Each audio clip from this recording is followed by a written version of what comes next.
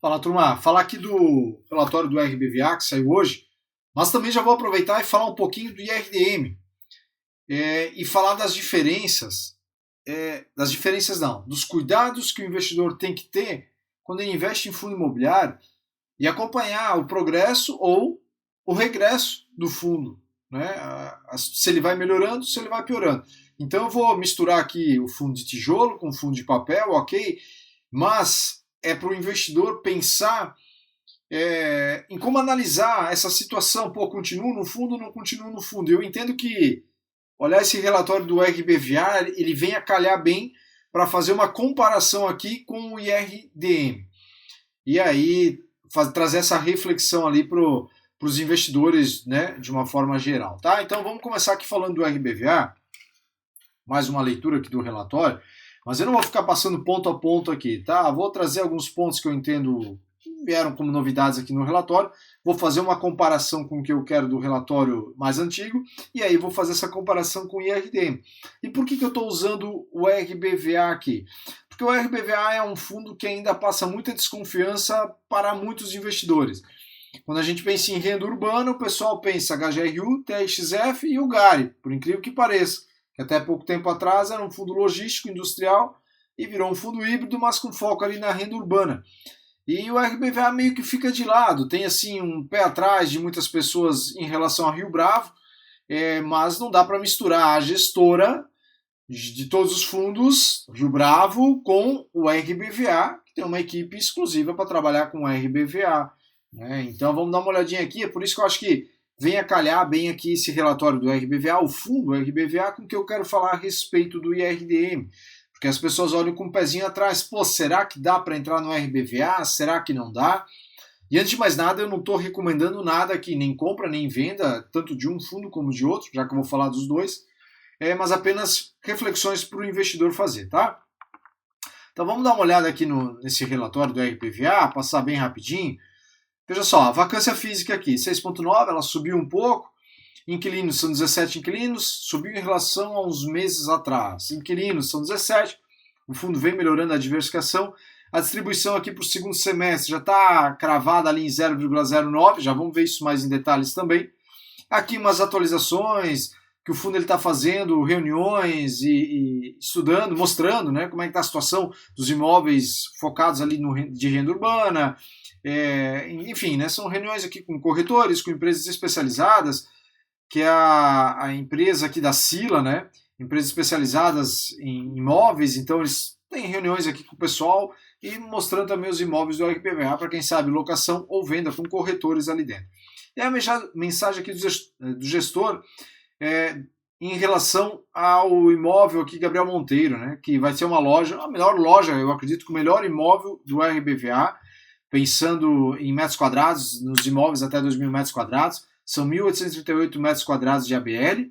Ele fica aqui nas principais avenidas aqui, Europa, Avenida Brasil, Avenida Rebouças e Brigadeiro Faria Lima. Então, uma região bem estratégica ali em São Paulo. Contrato de locação com a Porto Belo, uma empresa listada em bolsa. Essa empresa aqui ela é de Santa Catarina e é uma empresa bem gigante, né? Parece que não, mas inclusive eles têm uma extensão da empresa lá nos Estados Unidos, com um contrato build-to-suit lá também, alugaram um galpão recentemente lá, então é uma empresa bem grande, está listada na bolsa, contrato de 20 anos e atípico, então saiu antes do contrato, paga a multa integral, né? Vai pagar tudo que precisa pagar. Aqui eles trouxeram algo bem bacana, então percebe como o relatório, e eu já vou aproveitar aqui para emendar, mas percebe como o relatório ele vai ficando cada vez mais transparente. Eu estou com outro relatório deles aqui, que eu já quero falar disso também, né? Esse relatório aqui é de 2020, se eu não me engano, que eu peguei aqui. Deixa eu ver se está o ano aqui, ó, 2020, maio, praticamente 5 anos atrás. E aí tu compara com esse relatório aqui. Com esse relatório aqui, tu vê a transparência, cada vez mais dados, cada vez mais informações, não escondendo nada. Então a gente vê aqui os imóveis reincididos em junho de 25, tudo já informado via fato relevante. Os imóveis desocupados, mas com contratos em vigor. Então, o total aqui de impacto na receita, né, 0,008.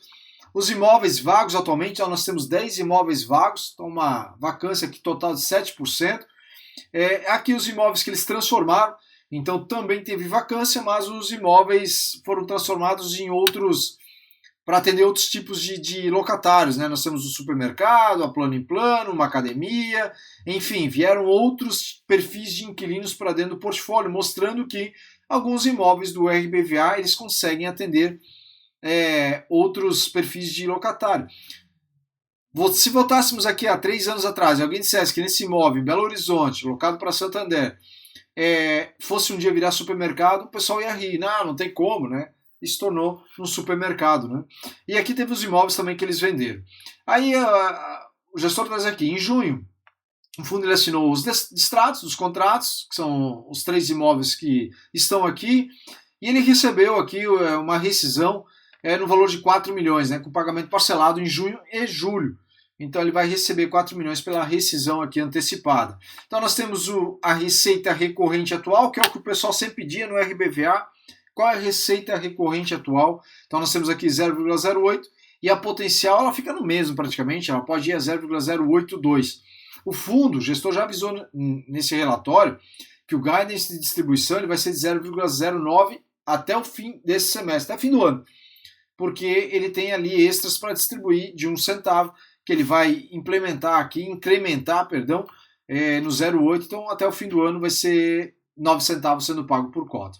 Aqui nós temos os imóveis da Caixa, contratos que foram renovados, contratos renovados e esse imóvel já foi vendido, aqui está em processo de renovação e aqui não foi renovado, o imóvel está vago, né? Eu digo vago porque é o que traz aqui, mas acredito muito que se pintar alguém querendo comprar, tende a comprar. Eu já vou emendar falando disso aqui, dessa questão de comprar, porque muita gente fica com medo ainda, esse é um dos medos de investir no RBVA, por ter muita agência, não é mais tanto assim, mas ainda tem. E aí o pessoal fica, esses imóveis para vender, vai ser fácil, vai ser difícil, são imóveis de agência bancária.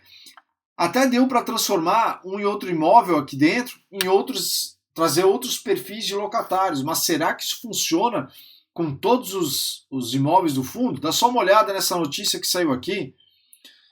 Essa notícia saiu hoje, dia 21, ontem, né? Hoje é dia 22.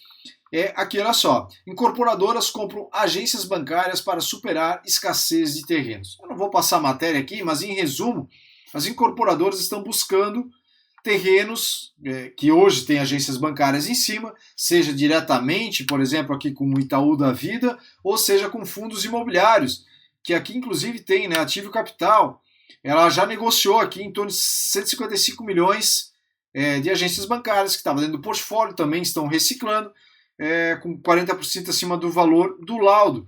Então percebe que as incorporadoras estão buscando terrenos com agência, não pela agência em si, mas pelo terreno, porque os terrenos somente, eles estão acabando. Então, o que eles estão encontrando são esses terrenos com agências, onde a agência, obviamente, vai ser derrubada, mas o terreno é aproveitável. Então, também vira uma opção aqui para o RBVA ali na frente, de repente, vender esses terrenos, né? Esses imóveis, não o terreno vai junto. Então, para quem se preocupa muito com essa questão, vai fazer o que com esses imóveis?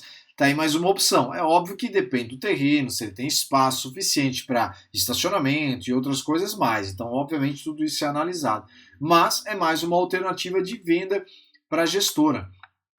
Aqui eu já falei, né, da renovação. Aqui está o guidance de distribuição de 0,09, então eles vão pagar um não recorrente de 0,001.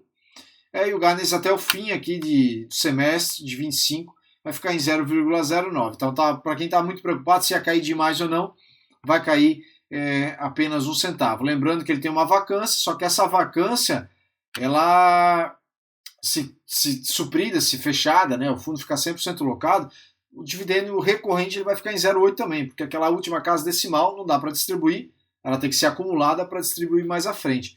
Então vai ficar em 0,8. 0,8 a gente já sabe aqui que é o recorrente do fundo, mesmo 100% locado. As perspectivas e visão para o futura para o fundo, ok, não vou ficar lendo isso aqui, tá? Mas enfim, a gestão fala aqui de imóveis bem localizados, com potencial de visibilidade e exposição da marca, contratos de longo prazo, nem todos, alguns podem ser contratos mais curtos, com grandes varejistas, vendas seletivas de imóveis com baixo potencial de valorização futura. Então pode ser aqui que nessas vendas que o fundo ainda vai fazer, de repente ele vai vender imóvel que não vai ter muito ganho de capital em relação àqueles investidores que compraram lá tanto, reformaram, fizeram isso, locaram, aí vende 10 anos depois, aí a gente vai dizer, pô, mas se corrigir pela inflação não corrigiu. Sim, pode acontecer. Imóveis não tão bem localizados, a região não se desenvolveu talvez como se imaginava que poderia se desenvolver lá atrás, e acontece. Tem imóveis que vão trazer bastante lucro, tem imóveis que vão empatar. Então isso aí faz parte. Investir em imóveis é isso aí. É a redução de vacância aqui, as tratativas, né, com locatário, com inquilinos nas regiões que eles têm, tá? Aqui nós vemos que a despesa da vacância é sempre um ponto de atenção, porque essa despesa, obviamente, ela pode diminuir o dividendo pago, né, para nós cotistas, mas aparentemente na vacância atual ela segue estável aqui, tá? A distribuição, o resultado do fundo. Aqui nós temos o detalhamento do balanço, né, o que ele tem em renda fixa, mais caixa, mais os FIs, nem tudo isso aqui dá para vender, mas uma boa parte disso aqui dá para vender, mais 52 milhões aqui para entrar, valores a receber. Então, para esse ano, assim, a conta está tranquila, uma parte para 26 também, mas o fundo vai ter que reciclar mais ou fazer uma alavancagem a mais no futuro para dar conta aí de pagar as suas obrigações. Deixa eu descer aqui, que está mais aqui embaixo. Eles podiam deixar isso tudo juntinho, né? Acho que está bem aqui embaixo. Deixa eu ver aqui. É aqui, né? Essa parte aqui poderia estar lá em cima no relatório. Fica aqui uma crítica construtiva, né? Então a gente vê aqui que para esse ano 29 milhões e para o ano que vem 31 milhões aqui no cronograma de amortização. Então meio que, vai até 27, né? Aí vai até 27 aqui, um pedacinho de 27, o fundo consegue aí se virar com o que ele tem. E aí, deixa eu voltar aqui, aqui a gente vê que desde que a gestão do RBVA assumiu aqui, se tornou uma gestão ativa, trouxe 71% de valorização. Aí a gente vai olhar aqui o CDI, 77 contra 71,5 aqui praticamente. O CDI está valendo mais a pena, né? Só que tem que entender que o CDI ele vem numa pancada muito grande, né? Bastante tempo. E aí a cota desvalorizou bastante também. E o fundo ele incorporou o RBED aqui dentro, então tudo vai batendo na cota. Tem gente desovando cotas que tem também, enfim, né? Então tem que ter um pouquinho de paciência, que é uma questão de tempo. Eu acredito bastante quando essa Selic aqui cair, é uma questão de tempo para o RBVA voltar com folga acima do CDI, tá? Mas veja só, a gestão não tem de esconder não, né? Tá aqui, né? Até porque hoje a gente tem outras ferramentas, fora dos relatórios, que a gente consegue a informação, mas eles trazem aqui, eu acho isso bem transparente da parte deles. Base de cotistas crescendo, e aí vem aqui eles pontos que eu quero tratar agora aqui, que eu falei no início do vídeo. Vamos lá, olha só. Pessoal lá vou misturar já os assuntos aqui, pessoal lá do IRDM reclamando, fundo isso, fundo aquilo, fundo ele perdeu a mão, o gestor antigo perdeu a mão, o gestor atual até está tentando ajeitar, mas as coisas não melhoraram, aí agora querem incorporar no IRIM. Aí tinha a taxa de performance, já cancelaram a taxa de performance depois da pressão ali dos cotistas, né, nas lives também, com alguns analistas que o gestor fez e ele sentiu a pressão, nos fóruns também, tenho certeza que os gestores participam aí dos fóruns, estão de olho, e aí sentiram a pressão, aliviaram essa taxa de gestão. Não que no futuro ela não possa voltar, né? Sendo aprovado, obviamente, pelos cotistas. Mas retiraram. Então a gente vê que tem uma pressão positiva dos cotistas, e isso balança, né? É um sinal para os cotistas que não dão muita atenção ao que eles estão fazendo, para eles pressionarem, para mandar e-mail para a gestora, educadamente, sempre, é óbvio. Dizer, isso aqui não está legal, por que estão fazendo desse jeito, né? Não faz muito sentido. E aí faz uma pressãozinha e o gestor pode mudar de ideia, como a gente viu ali em relação à taxa de performance. Mas o ponto que eu quero chegar a galera está reclamando. Vai ter gente no IRDM que vai perder dinheiro. Já está perdendo, né? Tá lá com preço médio absurdo, 110, 120. Pô, IRDM foi a 150 lá em 2020, né? E o pessoal comprando. E aí vai tomar um prejuízo danado. Alguns vão tomar, outros nem tanto. Outros vão conseguir talvez fazer algum lucro ali nessa operação. Mas o ponto que eu quero chegar é o pessoal chiando demais. Veja só, eu tinha RDM em carteira e eu saí em 2022. Então por que eu saí do RDM em 2022? Vamos lá. Esse aqui é o IRDM em 2020, tá? Deixa eu pegar o relatório aqui, ó, junho de 2020, ok? Esse é o IRDM de 2020. Esse é o IRDM que eu comprei na época, né? Na época fui muito olhando o dividend yield, né, olhando o que ele vinha pagando, buscando aquele 1%, apesar de que estava difícil, já que a cota também negociava com valores meio que salgados, mas era um fundo que eu pensei o seguinte, vou entrar aqui, um dos primeiros fundos de papel que eu coloquei junto com o MXRF, lá em 2020, ele tinha uma porcentagem da carteira dele aqui em outros fundos imobiliários.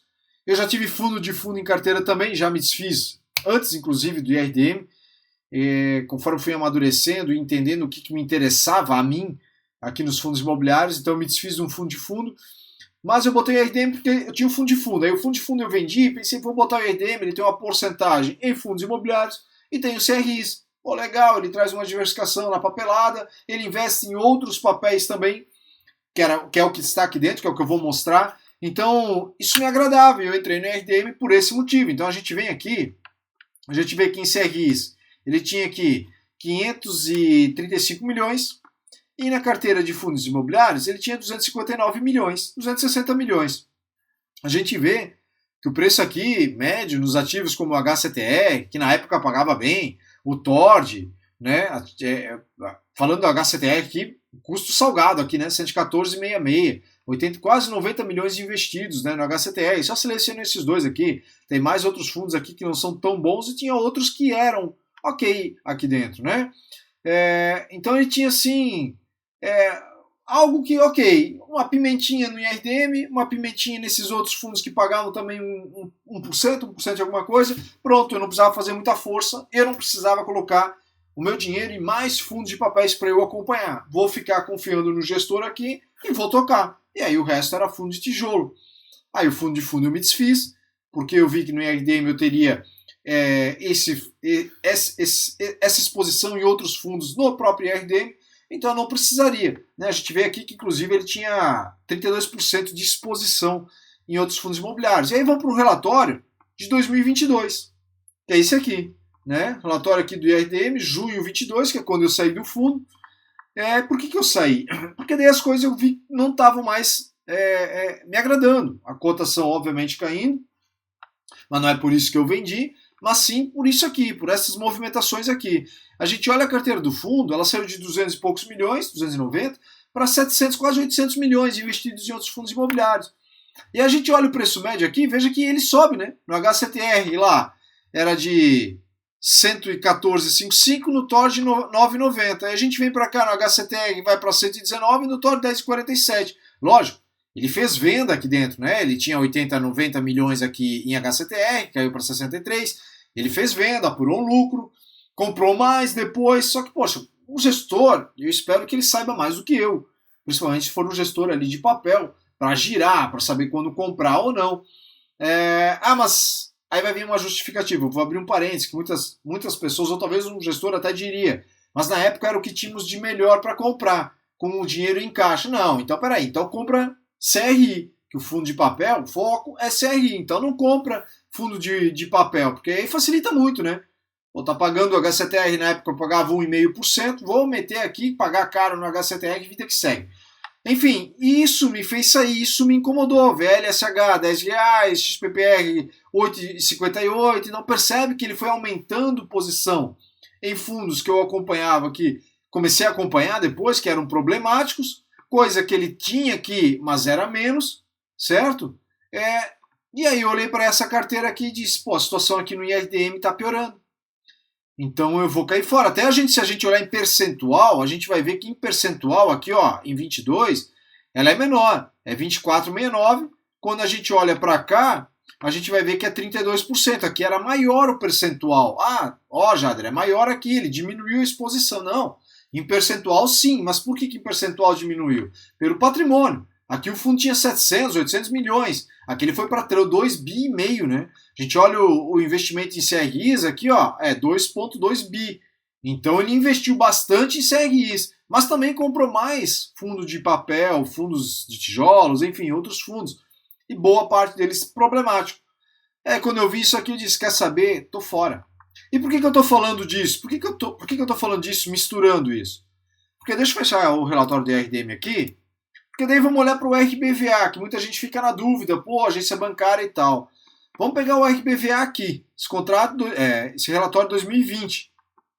Quando a gente desce no relatório aqui, que olha só, né? Que relatório ruinzinho, né? Mas enfim, a gente desce o relatório aqui, a gente vê, por exemplo, questão de concentração de receita. Agências bancárias, 87% da receita vindo de agências bancárias. Como é que está hoje? Hoje está na casa dos 39,9%, considerando as duas, né? Caixa e Santander aqui, né? Somado, receita por locatário, certo? Por setores, acaba diminuindo um pouco, 26%. Então, assim, a gente vê que o RBVA, questão de locatários, deixa eu ver aqui se eu nem cheguei a olhar aqui, se tem essa informação logo no início, acho que não tinha na época. E o de volume, enfim, né? Acho que está lá embaixo, né? Deixa eu só descer. Vamos lá. Questão de locatários aqui, né? Santander, Caixa, CA, Centauro e GPA. Esses eram os locatários. A gente olha os locatários que eles têm aqui, dá uma olhada como aumenta bastante a quantidade de locatários que eles têm aqui dentro. São 17 perfis de locatários aqui dentro, certo? Então percebe como o RBVA veio evoluindo e o RDM veio piorando. Então é esse tipo de acompanhamento que o investidor precisa ter. Ele precisa acompanhar para daí tomar uma decisão se eu entro no fundo, se eu vendo o fundo. Então o RBVA a gente vê que 2020 para cá vem melhorando bastante. Tanto é que ele era um fundo, era um fundo de contratos atípicos, 100%, para 10 anos, agências bancárias. E ele veio se transformando, de 2018 principalmente, que ele vira gestão ativa, ele veio se transformando e veio melhorando. E aí, com isso, alguns analistas já começam a olhar para o RBVA também e dizer, não, pera, o fundo vem melhorando bastante ali em relação ao que era. Então, esse olhar que você, investidor, precisa ter. Você vai investir em fundo imobiliário? Legal. Você estudou bastante o fundo, se dedicou, olhou, encaixa no teu perfil de investidor, investidora? Ok, vou comprar. Mas não é comprar e esquecer e deixar de lado ou assistir vídeo aqui no YouTube. Porque se você estudasse o IRDM, por exemplo, caso você seja cotista, você conseguiu ter um preço ali na casa dos 100, 103, 105, quando ele encostou ali no 110, você já via a carteira do IRDM desse jeito que eu mostrei nesses relatórios ali. Já dava para ver que estava desse jeito, configurada desse jeito. Então já dava para dizer assim, pera, tá fugindo daquilo que eu tinha investido.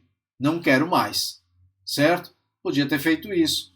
Então, assim, ao invés de ficar reclamando muito ali com o gestor, e eu entendo, a reclamação lá com o gestor é válida, eles estavam tentando fazer coisas que não estavam certas, como a taxa de performance, não é algo legal, não foi algo combinado. Então, assim, concordo nesse ponto que está certo em reclamar. Mas não adianta ficar choramingando porque o gestor destruiu o patrimônio, as coisas pioraram bastante. Isso aí vai fazer parte. Né? Hoje a gente olha, eu estou falando aqui do RBVA que vem crescendo e aparentemente vem indo bem. Pode ser que daqui a 3 anos troque o gestor e a coisa piore. Então é necessário sempre ficar acompanhando, tá? Então esse aqui é um resumo que a gente tem aqui do RBVA.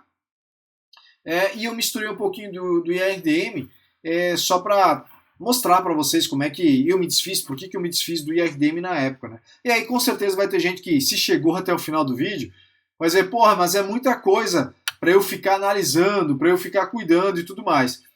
Vou aproveitar aqui então e fazer. Esse aqui é um relatório, meu relatório do meu grupo fechado. Inclusive aqui eu estou trazendo minha posição a respeito do RBVA e tudo mais, né?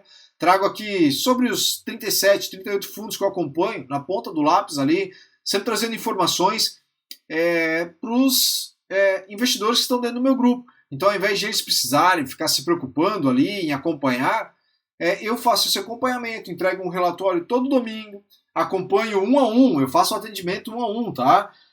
Ontem mesmo, um dos investidores está lá dentro, ele me chamou, ele disse, pô, Jadre, estou querendo investir em 3 fundos que eu já tenho em carteira, minha posição é tanto em cada um, tá tudo ok com o fundo? Eu li o relatório, vi que tá tudo ok, mas estou te chamando aqui para esclarecer alguns pontos. Ele me perguntou, eu respondi e ele comprou com segurança.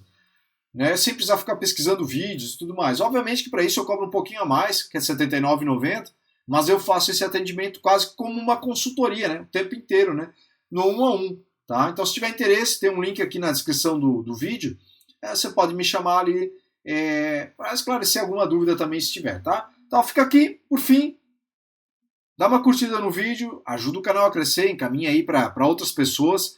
Eu estou buscando trazer conteúdo aqui no YouTube também. Eu tenho um conteúdo mais forte lá no Instagram, mas eu estou tentando migrar aqui para o YouTube também.